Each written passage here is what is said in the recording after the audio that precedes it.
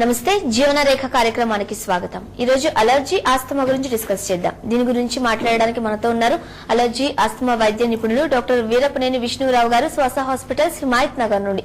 Doctor తో మాట్లాడాలనుకున్న వారు screen లో స్క్రోల్ అయ్యే నంబర్స్ కి కాల్ చేసి మీ సమస్యలకు పరిష్కారాలు పొందొచ్చు. నమస్తే అండి. ఇది exams season, March April. So ఆస్తమాతో బాధపడే చిల్డ్రన్ ఎలాంటి జాగ్రత్తలు తీసుకోవాల్సిన అవసరం ఉంటుంది? మార్చి ఏప్రిల్ వచ్చాయంటే మే వరకు కూడా ఎగ్జామ్ సీజను.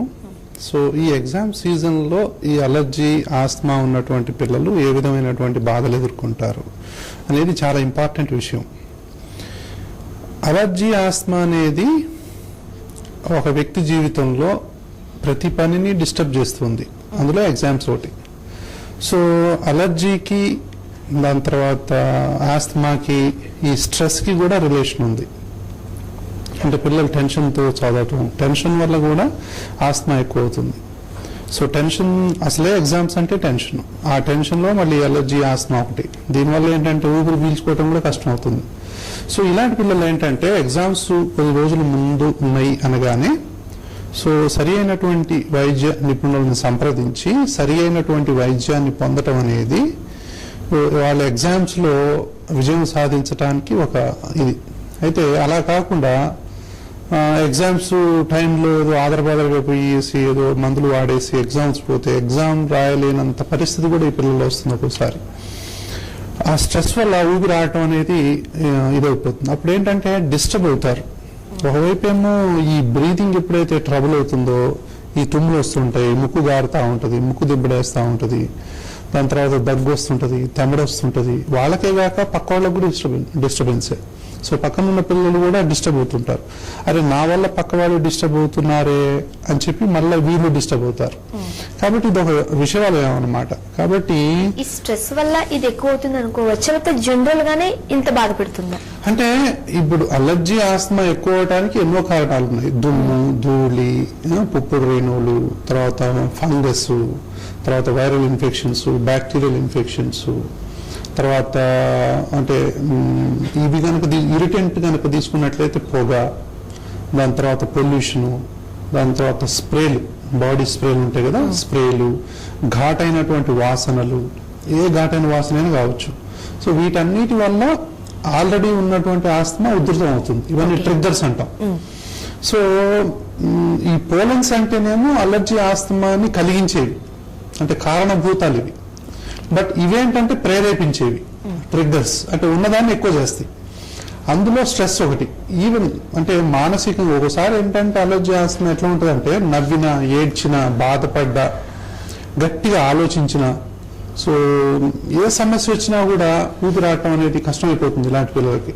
కాబట్టి సరైనటువంటి వైద్యం కనుక తీసుకున్నట్లయితే సో అలర్జీకి అంటే ముక్కు కారటం కానీ, ముక్కు దిబ్బడేయటం కానీ, ఆ తుమ్ములు రావటం కానీ, సో ఎడినాయిడ్స్, ఈ సైనస్, ఈ టాన్సిల్స్, వీటన్నిటి కూడా మంచి వైద్యాన్ని కనుక తీసుకున్నట్లయితే ఎగ్జామ్స్ టైంలో డిస్టర్బ్ అవ్వరు.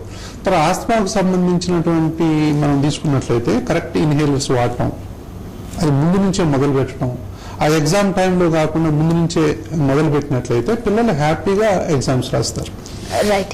చాలా మంది పిల్లలు ఎగ్జామ్స్ రాస్తున్నప్పుడు మాక్సిమం పేరెంట్స్ కూడా ఎగ్జామినేషన్ రాస్తున్నంత ఫీలింగ్ ఉంటుంటుంది, చాలా టెన్షన్ పడతారు పేరెంట్స్. సో ముఖ్యంగా ఈ ఆస్తమాతో బాధపడే చిల్డ్రన్ యొక్క పేరెంట్స్ ఎలాంటి జాగ్రత్తలు తీసుకోవాలి తమ పిల్లల పట్ల? చాలా మందికి తెలియదు. ముందు పేరెంట్స్ టెన్షన్ పడుతూ ఉంటారు, ఆల్రెడీ ఆస్తమా ఉంది, ఎగ్జామ్స్ లో టెన్షన్ పడుతున్నారని ఆదుర్త పడుతూ ఉంటారు. సో పేరెంట్స్ ఎలాంటి జాగ్రత్తలు తీసుకోవాలి? చాలా ఇంపార్టెంట్ అమ్మా ఇది కూడా. సో తల్లిదండ్రులు ఏంటంటే ఫస్ట్ మా పిల్లవాడిది అంటే ఎల్కేజీ నుంచి తీసుకుంటే పీజీ వరకు కూడా ఎవరైనా అలర్జీ ఆస్తమాతో బాధపడవచ్చు.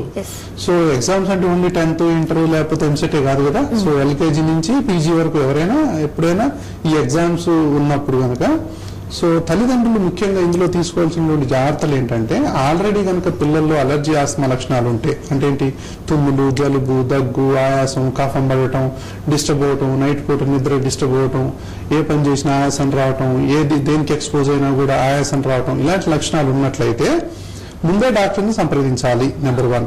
తర్వాత టీచర్లకు ఈ విషయాన్ని తెలియజెప్పాలి. తర్వాత ఇంట్లో ఉన్నటువంటి పరిస్థితులు చాలా అనుకూలంగా ఉంచాలి పిల్లలకి.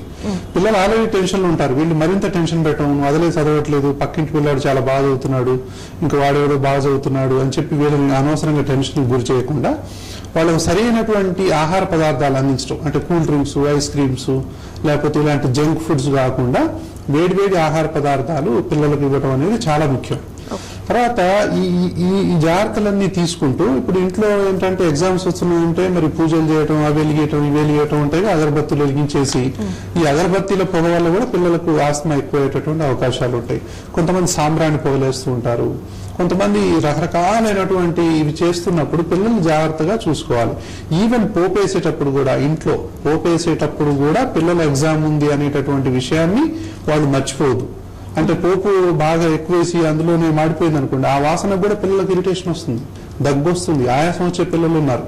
కాబట్టి ఇలాంటి విషయాల్లో తల్లిదండ్రులు వంటగదిలో కావచ్చు, పూజ గదిలో కావచ్చు, బెడ్రూమ్లో కావచ్చు, తర్వాత ఈ బాత్రూమ్ల విషయంలోకి వస్తే అప్పుడే ఏదైనా ఘాటైనటువంటి యాసిడ్ స్ప్రేలు కొట్టడం, బాత్రూమ్లు క్లీన్ చేయటం, ఈ హిట్ లాంటివి కొట్టడం, ఇలాంటి లేకపోతే ఇల్లు దులిపే కార్యక్రమాలు పెట్టుకోవటం, ఇవన్నీ పోస్ట్ పోన్ చేయాలి ఎగ్జామ్స్ అయ్యేదాకా. ఎందుకంటే ఏది కదిలించినా కూడా ఈ డిస్టర్బెన్స్ అవుతారు పిల్లలు. కాబట్టి తల్లిదండ్రులు ఈ విషయంలో చాలా, అంటే డాక్టర్కి చూపించటం, ఇంట్లో వాళ్ళకు సరైనటువంటి వాతావరణం కలిగించటం, వాళ్ళకు మానసికంగా సపోర్ట్గా ఉండటం, వాళ్ళని డిప్రెస్ చేయకుండా ఎంకరేజ్ చేయటం. ఎంకరేజ్ అంటే టూ మచ్ ఎంకరేజ్, ఇంకా నువ్వు ఒక గోల్స్ పెట్టేసి ఆ గోల్స్ అనేది కాకుండా సో వాళ్ళకి మంచి వాతావరణాన్ని కలిగిస్తే కనుక పిల్లలు విజయం సాధిస్తారు. డాక్టర్, ఇప్పుడు చెప్తూ ఉంటారు మీరు అగరబత్తీలు సాంబ్రాణి వాడడం వల్ల దాన్ని తట్టి లేపడమే అని. ఇప్పుడు అగరబత్తీలు సాంబ్రాణి అనేది ఈ రోజు రేపటిది కాదు, చాలా ఏళ్ల క్రితం నుంచి ఇవి వస్తూ ఉన్నాయి. So at the same time ఈ ఆస్తమా అనేది కూడా చాలా ఇయర్స్ నుండి ఉండొచ్చు. సో ఇంతవరకు సాంబ్రాణి వేయడం వల్ల ఆస్తమా అనేది ఇంకా ఎక్కువ అవుతుంది అని పేరెంట్స్ తెలియకపోవడం ఒక రీజన్ అనుకోవచ్చా, లేకపోతే ఇప్పుడున్న ఆధునిక టెక్నిక్స్ ఉపయోగించి, లేకపోతే ఇది కూడా వన్ ఆఫ్ ద రీజన్ అని తెలియడం జరుగుతుందా? అప్పట్లో చాలా మంది ఆస్తమాతో బాధపడుతూ ఉండేవారు, ఎలా వచ్చింది అంటే ఏంటంటే ఇప్పుడు ఆస్తమాతో పెరిగిపోయేటటువంటి కేసుల సంఖ్య పెరిగిపోయింది. గత దశాబ్ద కాలంగా పొల్యూషన్ అంటే పెరుగుతున్నటువంటి వాతావరణ కాలుష్యం కారణంగా ఆస్తమా దాదాపు 3-4 రెట్లు పెరిగింది. లైఫ్ స్టైల్ పెరిగింది, జంక్ ఫుడ్స్, దాని తర్వాత పొల్యూషన్, దాని తర్వాత అంటే ఊపిరితిత్తులు అనేవి ఒక విధంగా చెప్పాలంటే మనకు ఇప్పుడు చర్మం మీద కాలింది అనుకోండి, ఆ కాలిన పుండు ఈవెన్ గాలి ఊదినా కూడా మనకు మంటపడుద్ది, నీళ్ళు తగిలినా కూడా మంటపడుద్ది, దాని మీద కారం వేస్తే ఇంకా భయంకరంగా ఉంటుంది, దాని మీద ఏ పొడి జల్లినా కూడా మంటపడుతుంది.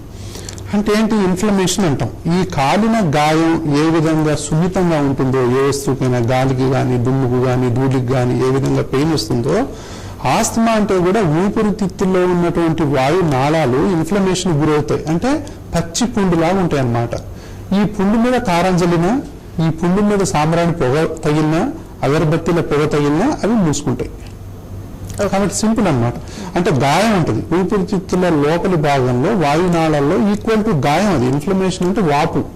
ఆ ఇన్ఫ్లమేషన్ కి ఏది తగిలినా కూడా ఇది వస్తాయి. ఇప్పుడు ఎందుకు మనం పూజారులు కనుక తీసుకున్నట్లయితే పాపం ఒకప్పుడు వాళ్ళకి పాపం అలర్జీస్ లేవు.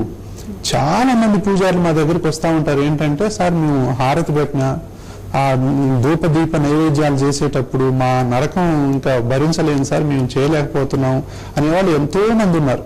ఇంకొకటి ఏంటంటే అతి ముఖ్యమైన విషయం, కాలక్రమంలో అన్ని క్వాలిటీలో మార్పు వచ్చినట్టే ఈ అగరబత్తీల క్వాలిటీలో కూడా మార్పు వచ్చాయి.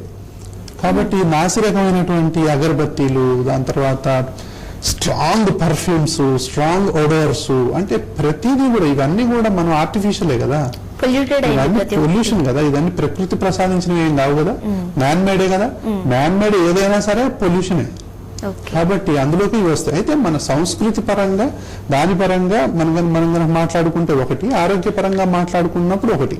ఇవి అలర్జీ ఆస్తమా బాధితులు ఒక అగరబత్తి కనుక వాసన చూసినట్టయితే హాస్పిటల్ అడ్మిట్ అయ్యే పిల్లలు ఉన్నారు. అంత సీరియస్ అటాక్స్ వస్తాయి. చాలా మంది చిన్నపిల్లలకు పుట్టగానే సాంబ్రాణి పొగ వేస్తుంటారు. వాళ్ళకి ఆల్రెడీ తల్లిదండ్రులు ఎవరికైనా అలర్జీ ఆస్తమా లక్షణాలు ఉన్నట్లయితే సాంబ్రాణి పొగ వేయటం అంటే తట్టి లేపటమే ఆస్తమాని. కాబట్టి ఇలాంటి ప్రాక్టీసెస్ ని మనం సాధ్యమైనంత తగ్గించాలి. మానుకోవాల్సిన అవసరం లేకపోయినప్పుడు కూడా తగ్గించుకొని ఏదో కాసేపు అట్లా మనం మన సంస్కృతిని కాపాడుకుంటూనే ఈ పిల్లల్ని కూడా కాపాడాల్సిన బాధ్యత మన మీద ఉంటుంది. స్వప్న ఉన్నారు, స్వప్న గారు డాక్టర్ గారు మాట్లాడండి. హలో, చెప్పండి స్వప్న గారు. హలో, నమస్తే అమ్మా. హలో డాక్టర్ గారు, నమస్కారం అండి. నమస్తే అమ్మా. అది నా వయసు 50 years అండి. అమ్మా, నాకు చాలా చాలా విపరీతమైన గురక వస్తుందండి. ఉమ్. అది పడుకున్నప్పుడు అందరూ తిడుతూ ఉంటున్నారు, ఉమ్. ఇదేం సౌండ్ అని. గురక కదా. ఉమ్. ఎప్పటి నుంచి అమ్మేలా చాలా సౌండ్ వస్తుందండి గురకలు. అది ఎప్పటి నుంచి అమ్మా? ఇది 4-5 years నుంచి వస్తుందండి. అంటే ఈ మధ్య మీరు బరువు అయ్యారమ్మా, లావెక్కారా? అవునవును, చాలా బరువు ఎక్కారు. చాలా బరువు ఎక్కారు. అంటే థైరాయిడ్ పరీక్షలు చేయించారా?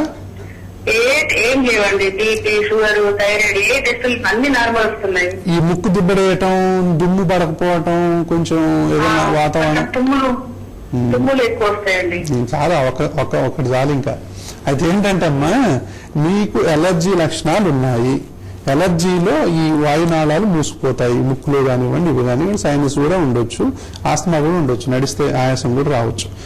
అలర్జీని, ఆస్తమాని, ఈ సైనస్ ని, వీటిని గనక సరైన సమయంలో సరైన వైద్యం అందించకపోయినట్లయితే ఈ పేషెంట్లు ఇదే మనకు గురకగా, అబ్స్ట్రక్టివ్ స్లీప్ యాప్నియాగా ఎండప్ అవుతుంది. అంటే ఇది కొమార్బిడిటీస్ అన్నమాట ఈ యొక్క గురకకి. తర్వాత ఏంటంటే ఇలాంటి పేషెంట్లు ఏంటంటే నడుద్దామని ఉంటుంది, వాళ్ళు వాకింగ్ చేద్దామని ఉంటుంది, పాపం వాకింగ్ చేయలేరు.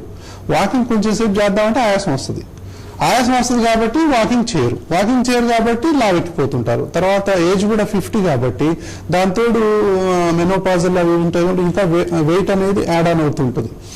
ఈ వెయిట్ పెరిగినా కొద్దీ దాని తర్వాత ఈ గురక ఉన్న వాళ్ళలో ఇంకా ఉబ్బిపోతారు. సో ఇవన్నీ కూడా ఏంటంటే అండర్లైన్ అలర్జీని, ఈ తుమ్ముల్ని, ఈ జలుబుని, ఈ దగ్గుని, ఈ ఆయాసాన్ని కంట్రోల్ చేయనంత వరకు ఈ గురకని తగ్గించలేం, నెంబర్ 1. తర్వాత ఏంటంటే వెయిట్ తగ్గించడం అనేది ఇమ్మీడియట్ గా ఆ వైద్యం జరిగిన తర్వాత వెయిట్ తగ్గించడం అనేది వెంటనే మొదలు పెట్టాలి. దాని తర్వాత వీళ్ళు ఎవరికి వాళ్ళు ఏం చూసుకోవాలంటే ఇంకా వేరే టెస్టులు కూడా చేయించుకొని, సో ఆహారంలో నియమాలు అనేది బాగా పాటించాలి. నైట్ పూట తక్కువ తినటం, దాని తర్వాత రకరకాల జంక్ ఫుడ్స్ తినకుండా ఉండటం, కూల్ డ్రింక్స్, ఐస్ క్రీమ్స్ అలాంటివి తినకుండా ఉండటం, తర్వాత మనం అన్పాలిష్డ్ రైస్ తినటం. సో ఇవి తినుకుంటూ అంటే ఆహార నియమాలు పాటించాలి, ఎక్సర్సైజ్ చేయాలి, అలర్జీ ఆస్తమాకు వైద్యాన్ని తీసుకోవాలి. తర్వాత వెయిట్ రిడక్షన్ అన్నిటికంటే ముఖ్యం. అయితే ఈ గురక ప్రమాదాన్ని ఎప్పుడు భరించాలి అనుకోవాలంటే, సో పక్క వాళ్ళు నిద్రపోలేరు, పక్క వాళ్ళు భయపడుతుంటారు నిద్రపోయేటప్పుడు. సో చాలా బీభత్సమైనటువంటి గురక వస్తుందన్నమాట. సో దీనివల్ల వ్యక్తిగతమైనటువంటి ప్రాబ్లమ్స్ వస్తాయి. పాపం ఈవిడ డిప్రెషన్లోకి వెళ్తారు. నేనేంటి ఇట్లా గురక పెట్టడం ఏంటి, అందరితో మాటలు పడటం ఏంటి, ఇది ఎక్కడ కర్మరా దేవుడా అని చెప్పి అనుకుంటారు. దాని తర్వాత ఫ్యామిలీ ప్రాబ్లమ్స్ వస్తాయి, సోషల్ ప్రాబ్లమ్స్ వస్తాయి, వేరే వాళ్ళ ఇంటికి పోయి నిద్రపోలేం. సో ప్రయాణాలు చేద్దామంటే ఎక్కడ నిద్రపోతే గురక వస్తే అందరు మన వైపు చూస్తుంటారు. సో ఇవన్నీ లేకుండా ఉండాలంటే ఫస్ట్ మంచి డాక్టర్ని సంప్రదించండి, ప్రాబ్లం ఏంటో తెలుసుకోండి, ఎక్కడ లోపం ఉందనేది కనిపెట్టాలి. సరైనటువంటి వైద్యాన్ని తీసుకున్నట్లయితే గురక అనేది ఈ రోజుల్లో ట్రీట్మెంట్ చేయదగ్గ కండిషన్. కాబట్టి గురక వస్తుంది అని చెప్పి వదిలేయకూడదు. గురక కదా ఇంక అందరూ యాక్సెప్ట్ చేయండి, నా గురక భరించండి అనే కాలం కాదు ఇది. గురకకు సరైనటువంటి వైద్యం ఉంది. గురకకు సరైన సమయంలో సరైన వైద్యం కనుక మనం ఇవ్వకపోతే అది గుండె జబ్బులకు దారితీయచ్చు, దాని తర్వాత కొలెస్ట్రాల్ పెరగవచ్చు, ఎన్నో రకాలు బీపీ, షుగరు, తర్వాత మెదడు సమస్యలు, హార్మోన్ సమస్యలు, మానసిక సమస్యలు, ఎన్నో రకాలైనటువంటి పలు ఇబ్బందులకు యాక్సిడెంట్లు చేస్తారు కొంతమంది. ఇప్పుడు డ్రైవింగ్ చేస్తారు, లేడీస్ కూడా డ్రైవింగ్ చేస్తున్నారు కదా, ఆ డ్రైవింగ్ చేసేప్పుడు నిద్రపోతారు ఇలా. కాబట్టి అతి నిద్ర, గురక ప్లస్ ఊబకాయం. సో ఊబకాయం ఉన్నా, గురక ఉన్నా, అతి నిద్ర ఉన్నా ఇది అనారోగ్యానికి హేతువు. కాబట్టి వీళ్ళు తక్షణం డాక్టర్కి చూయించుకొని సరైన సలహా పొంది ఈ గురక నుంచి విముక్తి పొందొచ్చు అన్నమాట. అలర్జీ ఆస్తమా గురించి మరింత డిస్కస్ చేద్దాం చిన్న బ్రేక్ తర్వాత. చూస్తూనే ఉండండి TV1.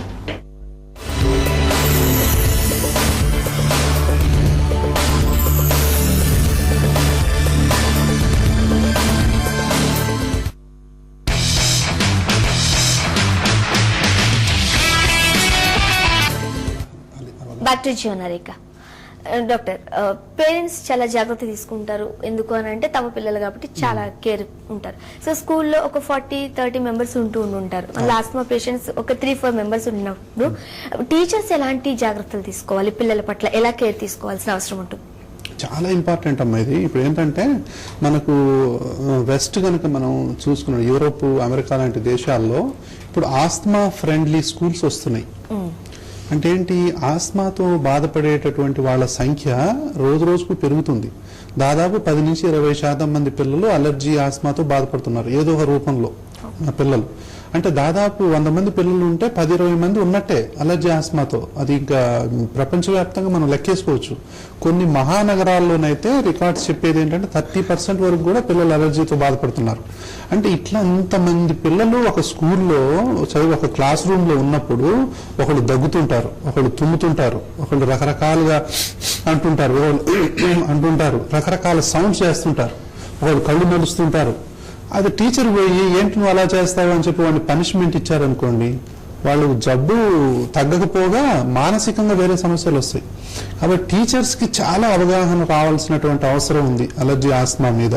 అంటే ఏంటంటే ఏ పిల్లవాడైనా సరే మాటికి జలుబు చేయటం, మాటికి తుమ్మటం, వాడు మాటికి అనటా ఉండటం, ఎప్పుడు ముక్కు కారుతూ ఉండటం, ఎప్పుడు చూసినా తుమ్ముతూ ఉండటం, సో దగ్గుతుండటం, కఫం పడటం, వాడు మాటికి బయటికి పోతా ఉండటం, ఫ్రీక్వెంట్ గా స్కూల్ ఆబ్సెంట్ అవ్వటం. దట్టు టీచర్స్ కి ప్రాబ్లమ్ తో సఫర్ అవుతున్నారని తెలియకపోతే కాస్త తిరుగుతూ ఉంటారు. అందుకే చెప్తున్నాను, అంటే ఇలాంటి పిల్లల్ని వాళ్ళు ఐడెంటిఫై చేయాలి, నేర్చుకోవాలి. అంటే ఏంటి, మాటికి చీటికి జలుబు చేసే పిల్లలు ఎవరు, దగ్గు ఎవరికి ఉంది, ఆయాసం ఎవరికి ఉంది, ఎలా అలాంటి పిల్లల్ని కనుక వీళ్ళు గుర్తించకుండా, కొంతమంది పిల్లలు ఏంటంటే అపార్ట్మెంట్ లో స్కూల్స్ ఉంటున్నాయి, ఇప్పుడు మెట్లెక్కి పోయేసరికి ఎక్సర్సైజ్ ఇండ్యూస్డ్ ఆస్మా అంటాం. ఆ స్కూల్ బ్యాగ్ వేసుకొని అంత ప్రయాణం చేసి ఆ అపార్ట్మెంట్ లాంటి స్కూళ్లలో పోయి మెట్లెక్కేసరికి వాళ్ళ తల ప్రాణం తోక్కొస్తుంది, ఆయాసపడుతూ ఉంటారు పిల్లలు. కాసేపు ఏం మాట్లాడలేరు, ఎందుకు లేట్ వచ్చావంటే కూడా సమాధానం చెప్పలేదు. అది స్టెప్స్ ఎక్కడం వల్ల వచ్చే ఆయాసమని చాలా మంది అనుకుంటారు, కానీ ఆస్తమా వల్ల వచ్చిందని అందుకే కదా అవగాహన కల్పించాలి మనం. అందుకే ఇప్పుడు ఈ బుక్ రాశాను నేను. సో శ్వాసలో స్వేచ్ఛ కోసం అనేది. అంటే ఇందులో ఇలాంటి పుస్తకాలు కనుక మనం టీచర్లు కనుక చదివినట్లయితే పిల్లలు ఎలాంటి బాధలు పడుతున్నారు, ఎలాంటి ఇబ్బందులు పడుతున్నారు అనేటటువంటిది స్పష్టంగా ప్రతి టీచర్ కూడా ఈ రోజుల్లో అలర్జీ ఆస్మా గురించి తెలుసుకోవాల్సిందే. ఎందుకంటే కామనెస్ట్ ప్రాబ్లం, చైల్డ్హుడ్ లో కామనెస్ట్ ప్రాబ్లం, ప్రపంచంలో కామనెస్ట్ ప్రాబ్లం ఏదైనా ఉందంటే అలర్జీ ఆస్మానే. ఇవి కామన్ ప్రాబ్లమ్స్. టీచర్స్ కంపల్సరీగా తెలుసుకోవాలి. టీచర్స్ ఏంటంటే స్టూడెంట్స్ కు తల్లిదండ్రులకు మధ్య వారధుల్లాగా ఉండాలి. అయితే ఈ రోజు పిల్లలు ఏమవుతున్నారంటే తల్లిదండ్రులకు టీచర్లకు మధ్యన శాండ్విచ్ లాగా నలిగిపోతున్నారు. ఇంట్లోనేమో వాళ్ళు రుద్దుతారు, స్కూల్లోకి వస్తే వీళ్ళు రుద్దుతారు. వీళ్ళ బాధలు పెట్టించుకున్న వాళ్ళు ఎవరు లేరు. అంటే దగ్గు వచ్చినా, ఆయాసం వచ్చినా, పాపం ఇది వచ్చినా కూడా అసలు కొన్ని స్కూల్లో నేను చూశాను, వాళ్ళు తల్లిదండ్రులు వచ్చి మా పిల్లాడికి దగ్గు వస్తుంది, ఆయాసం వస్తుంది, నేను డాక్టర్ దగ్గర తీసుకుపోతానంటే ర్యాంకుల్లో వెనకపడతారని చెప్పి స్కూల్ వాళ్ళు పంపించని కేసులు కొన్ని 100 ఉన్నాయి. అంటే వాళ్ళకు దాని మీద అసలు అవగాహన లేదు. అంటే ఏంటి, ఏమైంది, బాగానే ఉన్నారు కదా. కానీ దురదృష్టం ఏంటంటే అలర్జీ ఆస్మాతో బాధపడేటటువంటి పిల్లలు బయటికి నార్మల్ గా కనిపిస్తారు, కానీ లోపల నరకాన్ని అనుభవిస్తూ ఉంటారు. ఈ నరకం అర్థం కావాలి అంటే జబ్బు ఉంటే తప్ప ఎవరికి అర్థం కాదు. అంటే అనుభవిస్తే తప్ప అర్థం కాని జబ్బు అలర్జీ ఆస్మా. అనుభవిస్తేనే అర్థమైంది ఆ బాధ ఏంటో. కాబట్టి ఈ బాధను ఎస్టిమేట్ చేసుకోగలగాలి. ఎవరైనా తల్లిదండ్రులు వచ్చి అడిగినప్పుడు కానీ పిల్లలు పదే నాకు ప్రాబ్లం ఉందని అన్నప్పుడు వీళ్ళు మానవీయ కోణంలో చూడాలి. ఈ పిల్లల్ని సపరేట్ గా తల్లిదండ్రులకు చెప్పాలి, ఇగో ఈ బాబు నిజంగానే ఆటలు ఆడుతుంటే కూడా, ఇలాంటి పిల్లలు క్రికెట్ ఆడుతున్నా, ఫుట్బాల్ ఆడుతున్నా, ఇంకా పరిగెత్తుతున్నా, ఏది చేస్తున్నా కూడా తొందరగా అలసిపోయి పక్కన కూర్చుంటారు. అది గమనించాలి. డిఫరెన్స్ అనేది తెలుస్తుంది. చాలా ఫిజికల్ డైరెక్టర్ కు, పీటీఐకి తెలుస్తుంది ఆ విషయం. ఎందుకు నువ్వు ఆడట్లేదని కొట్టకూడదు. వాడు ఆయాసం వస్తుందని చెప్తే కూడా వినరు, కొడతారు పోయి. నువ్వు ఎందుకు ఆడవు, నీకు ఎందుకు బద్ధకం, నీకు ఆటాలంటే బద్ధకం, అదే అంటుంటారు. బద్ధకం వాడి తప్పు కాదు, లోపల ఉన్న ఆస్తమా అది. కాబట్టి ఈ స్కూల్ యాజమాన్యాలు, స్కూల్ టీచర్స్ ఇలాంటి ప్రాబ్లమ్స్ ని అర్థం చేసుకున్నట్లయితే అదే పిల్లల పాలిట వరంగా మారుతుంది. ఇటు తల్లిదండ్రులు అర్థం చేసుకోక, ఇటు టీచర్స్ అర్థం చేసుకోక, అసలే అటు రుద్ది ఇటు రుద్ది వాళ్ళు మానసికంగా నలిగిపోతున్నారు. ఇప్పుడు తల్లిదండ్రులు కొన్ని స్కూల్లో ఏమడుగుతున్నారంటే మా పిల్లలకు చదువు చెప్పండి అనట్లా, వాళ్ళని కొంచెం వదిలేయండి అని చెప్తున్నారు. అంటే ఆ టార్చర్ అలా ఉంటుందన్నమాట వాళ్ళకి, కొంతమంది ఆస్మా పిల్లలకి. కాబట్టి నేను కొన్ని లెటర్స్ కూడా రాసేవాడిని పిల్లలకి, అంటే వీళ్ళకు ఆస్మాతో బాధపడుతున్నారు ఇలాంటి పిల్లలు అంటే డాక్టర్ దగ్గర నుంచి కూడా తల్లిదండ్రులు ఈ విధమైనటువంటి ఇవి తీసుకెళ్లి, అందుకే స్కూల్లో చెప్పాలి. అంటే టీచర్స్ కూడా ఏంటంటే ఒక్కోసారి తెలియదు బాబు. కాబట్టి తల్లిదండ్రుల బాధ్యత ఏంటంటే మా పిల్లలకు అలర్జీ ఆస్మా ఉందని చెప్తే వాళ్ళు ఏమనుకుంటారు ఏమో అని చెప్పి సెపరేట్ గా చూస్తారేమో, సపరేట్ గా చూస్తారేమో, కొంచెం పెద్ద పిల్లలు అయితే చెప్పనివారు కూడా స్కూల్లో, చెప్పనివ్వరు. నన్ను కాబట్టి సెపరేట్ ఇది కూడా చేస్తారు. చాలా తప్పు అనమాట. సో స్కూల్లో పోయి క్లాస్ టీచర్ కి ఫస్ట్ చెప్పాలి, మా బాబుకు అలర్జీ ఉంది, ఇగో ఆస్మా ఉంది, వాడికి సడన్ గా అటాక్స్ వస్తాయి, ఇగో అటాక్ వచ్చినప్పుడు ఇగో ఇన్హేలర్ వాడాలి అని చెప్పాలి. ఢిల్లీలో మన ఒక స్టూడెంట్ ఆస్మాతో బాధపడుతుంటే అందరూ జోగు తీసుకున్నారు, అందరు యాక్షన్ చేస్తుంది అనుకున్నారు. కానీ ఆ పాప హాస్పిటల్ పోయే లోపల చచ్చిపోయింది ఆస్మా అటాక్ వల్ల. అంటే అర్థం కాక ఢిల్లీ లాంటి ప్రదేశంలోనే స్కూల్ టీచర్లు అర్థం చేసుకోకుండా ఆ పిల్లని ఆపారంటే మనలా ఇంకా చూసుకోవచ్చు ఊర్లలో పరిస్థితి ఎట్లా ఉంటుందో. కాబట్టి ఆస్మా మీద అవగాహన పెంచుకోవాల్సినటువంటి సమయం ఆసన్నమైంది. తల్లిదండ్రులు, పిల్లలు, తర్వాత టీచర్లు అందరూ కూడా కనుక అవగాహన పెంచుకున్నట్లయితే వాళ్ళ జీవితం ఇంకోలా ఉంటుంది, కనీసం ఇంత నరకం ఉండదు అనమాట. ఓకే, నెక్స్ట్ వెంకటేశం ఉన్నారు. వెంకటేశం గారు, డాక్టర్ ఉన్నారు, మాట్లాడండి. నమస్కారం అండి డాక్టర్ గారు. నమస్కారం అండి, చెప్పండి వెంకటేశం గారు. డాక్టర్ గారు నమస్కారం అండి. నమస్కారం అండి, చెప్పండి. సార్ డాక్టర్ గారు, మా అబ్బాయికి 32 years ఏజ్. ఓకే, గురిక బాగా వస్తుందండి. ఎంత వయసు అండి? 32 years. ఓకే, ఈ మధ్యనే వస్తుందా, ఇది మొదటి నుంచి ఉందా? లేదు లేదు, ఈ మధ్య 1-2 years నుంచి, ఈ 1 year నుంచి వస్తుందండి. అంటే చాలా వస్తుందండి? చాలా అంటే కొంచెం బాగానే వస్తుందండి. అంటే అంటే పక్కన ఉన్న వాళ్ళు డిస్టర్బ్ అవుతున్నారని చెప్పి కంప్లైంట్ ఉందా? కంప్లైంట్ ఏం లేదు. పక్కన వాళ్ళు డిస్టర్బ్ అవుతున్నారా? అంటే డిసిషన్ అప్పుడు ఏం జరిగారు, కాకపోతే ఇక మేమే పాత్ర మాదిరిగా మేమే చెప్తా ఉన్నాము. అదే ఎందుకు అట్లా గుర్తుపెడుతున్నామని. అవునండి. మీ ఇంట్లో ఎవరికైనా ఈ జలుబు లక్షణాలు ఉన్నాయండి? లేదండి, ఎవరికి లేవు. నాకు కూడా లేదు, మా మిస్టర్ కూడా లేదు. ఏదైనా పడకపోవటం అట్లా ఏం లేదండి. ముక్కు మూసుకోవటం, కొంచెం ఒక్కోసారి శ్వాస సరిగా రాదని అంటదండి. అదే మరి ఇది అంటే ఏంటంటే ఫస్ట్ ఎప్పుడైనా కూడా ఈ అలర్జీకి సంబంధించిన కానీ ఇది కానీ క్వశ్చన్లు అడిగేటప్పుడు ఫస్ట్ నో అని చెప్తారు ఎవరైనా, కానీ డెప్త్ లో పోతే ఎక్కడో చోట మనకు దొరుకుతుంది అనమాట. కాబట్టి ఏంటంటే ఆయన తెలియదు, వాళ్ళకి ఇది దీనికి రిలేషన్ అని తెలియదు. ఖచ్చితంగా ఎక్కడో ఒక చోట శ్వాసలో ఇబ్బంది ఉంటుంది. శ్వాసలో ఎక్కడో ఒక చోట ఇబ్బంది ఉండి ముక్కులో కావచ్చు, మనకు ఊపిరి పీల్చటంలో కావచ్చు, పరిగెత్తినప్పుడు ఆయాసం కావచ్చు, మెట్లెక్కినప్పుడు ఆయాసం కావచ్చు, ఈ మంచినీళ్ళు చల్లటి నీళ్ళు తాగినప్పుడు ఈ గొంతు పచ్చి చేయటం కావచ్చు, టాన్సిల్స్ ఉబ్బటం కావచ్చు, ఇలా ఉండి పిల్లలు గురకబెడుతూ కొంతమంది అంటే నోరు తెరిచి నిద్రపోతూ ఉంటారు నైట్ పూట. నోరు తెరిచి నిద్రపోయే వాళ్ళందరికీ కూడా దాదాపు ఎక్కడో చోట అలర్జీ ఉన్నట్టే లెక్క.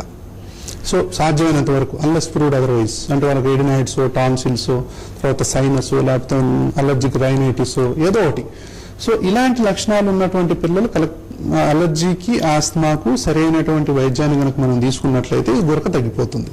తర్వాత ఇంకా వేరే ప్రాబ్లమ్స్ ఏమైనా ఉన్నాయా, అనటామికల్ ప్రాబ్లమ్స్ ఉంటాయి, కొన్ని పుట్టుకతో వచ్చేటటువంటి కొన్ని ప్రాబ్లమ్స్ ఉంటాయి. ఇవన్నీ చూసి ఈ మధ్య కాలంలో లావెక్కుతున్నారా ఇవన్నీ చూస్తాం. తర్వాత జంక్ ఫుడ్స్ ఏమైనా తింటున్నారా, బయట ఇంకా ఎలాంటిది అంటే ఇవన్నీ చూసిన తర్వాత ఈ ఏజ్ లో గనక మనం 32 years ఈ ఏజ్ లో గనక గురకను కంట్రోల్ చేసుకోకపోయినట్లయితే ఇప్పుడు ఇంట్లో ప్రాబ్లమ్స్ వస్తాయి, సో పార్ట్నర్స్ తో ప్రాబ్లమ్స్ వస్తాయి. సో ఇవన్నీ ఉంటాయి కాబట్టి సరైనటువంటి వైద్యుని సంప్రదించి సరైనటువంటి వైద్యాన్ని కనుక తీసుకున్నట్లయితే ఆ బాబు ఎంత మాత్రం బాధపడాల్సిన అవసరం లేదన్నమాట. నెక్స్ట్ రాంబాబు ఉన్నారు. రాంబాబు గారు, డాక్టర్ మాట్లాడండి.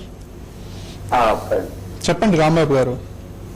నమస్తే సార్, నా పేరు రాంబాబు అండి. మా పాపకి 3.5 years అండి. 3.5? అవునండి. ఓకే. అయితే ఆయన బాగా దగ్గు కలిగి వస్తుందండి, గొంతులో కూడా గురకలాగా ఉంది. మీకు ఎవరికన్నా ఉందా అండి, మీ తల్లిదండ్రులు ఎవరికన్నా? మా ఎవరికి లేదండి. తల్లిదండ్రులు, తల్లికి కానీ తండ్రికి కానీ ఎవరికైనా జలుబు? హలో, మీకు కానీ మీ మిస్సెస్ కానీ జలుబు? ఎవరికి లేదండి, మా కానీ మా తాత గారికి ఎవరికి లేదండి. ఆ పాపకు ఒక్కదానికే జలుబు వస్తుందా? టీవీ చూస్తూ మాటిమాటికి జలుబు చేస్తుందా?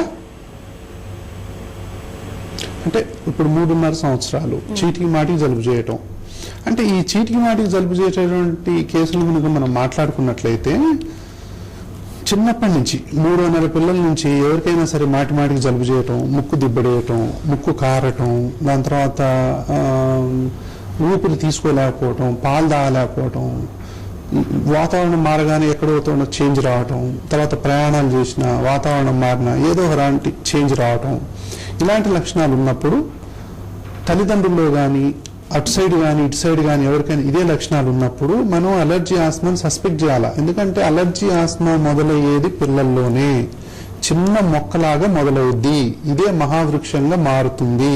కాబట్టి తొలి దశలోనే గనక మనం అలర్జీ ఆస్మాని గుర్తించి సరైన వైద్యాన్ని గనక మనం చేసినట్లయితే చీటికి మాటికి వీళ్ళు హాస్పిటల్ పోవాల్సిన అవసరం లేదు, డాక్టర్లను మార్చాల్సిన అవసరం లేదు, విపరీతంగా యాంటీబయాటిక్స్ టన్నులు వాడాల్సిన అవసరం లేదు. ఇలా కాకుండా కేవలం ఒకటి యాంటీబయాటిక్స్ వాడటం, దాని తర్వాత అలర్జీ ఆస్మాని మర్చిపోవటం కనుక చేసినట్లయితే జీవితాంతం యాంటీబయాటిక్స్ వాడుతూనే ఉంటారు.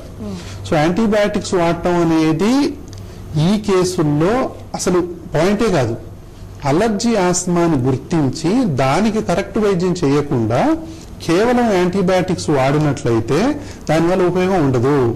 కాబట్టి ఒక డాక్టర్ తగ్గలేదని ఇంకో డాక్టర్ కాడికి పోతారు, ఒక హాస్పిటల్ కాదని ఇంకో హాస్పిటల్కి పోతారు, ఆయుర్వేదం అంటారు, హోమియోపతి అంటారు, ఎల్లోపతి అంటారు, మూఢనమ్మకాలు, నాటు వైద్యాలు, ఇట్లా తిరుగుతూ ఉంటారు. డాక్టర్ తిరిగి విసిగి వేసారిపోతారు కొంతమంది.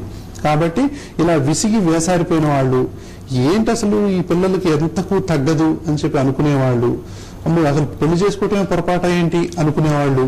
సో ఎవరైతే బాగా బాధపడుతూ ఉంటారో ఈ బాధపడే వాళ్ళు అలర్జీ ఆస్మా లక్షణాలు ఉన్నాయా లేదా చూసుకోవాలి. చూసుకొని సరి అయినటువంటి వైద్య నిపుణులను సంప్రదించాలి.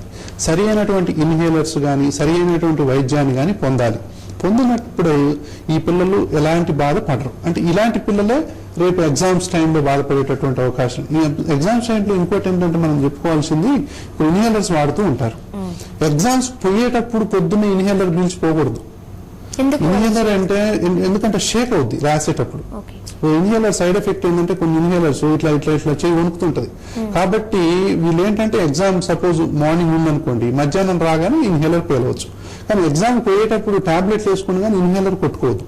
ఇన్హేలర్ కొట్టుకుంటే షేక్ అవుతుంది అనమాట. కాబట్టి ఎగ్జామ్ రాటే కష్టం అవుతుంది. కొన్ని జాగ్రత్తలు తీసుకో. ఎగ్జామ్ రాసేటటువంటి పిల్లలు వాళ్ళు ఇన్హేలర్ కనుక వాడుతున్నట్లయితే ఎగ్జామ్ రాసి వచ్చిన తర్వాత ఇన్హేలర్ పీల్చాలి, మళ్ళీ నైట్ పూట ఇన్హేలర్ పీల్చాలి. కాబట్టి అంతకు ముందు నుంచే వారం 10 రోజుల ముందు నుంచే మనం ప్లాన్ చేసుకోవాలి. సో ఇలాంటి పిల్లలు వారం రోజుల నుంచే తల్లిదండ్రులు కానీ టీచర్స్ కానీ సో పిల్లలు కానీ ఈ విషయంలో కొన్ని రోజుల ముందే డాక్టర్ని సంప్రదించి కరెక్ట్ గా కనుక వాళ్ళు మంచి వైద్యం తీసుకున్నట్లయితే ఒక్క రోజు, ఒక్క గంట, ఒక్క నిమిషం కూడా డిస్టర్బ్ అవడానికి వీలు ఉండదు అసలు కరెక్ట్ వైద్యం తీసుకున్నట్లయితే. థ్యాంక్ యూ సో మచ్ అండి. Thanks for coming. ఇది జీవనరేఖ కార్యక్రమం. చూస్తూనే ఉండండి TV1.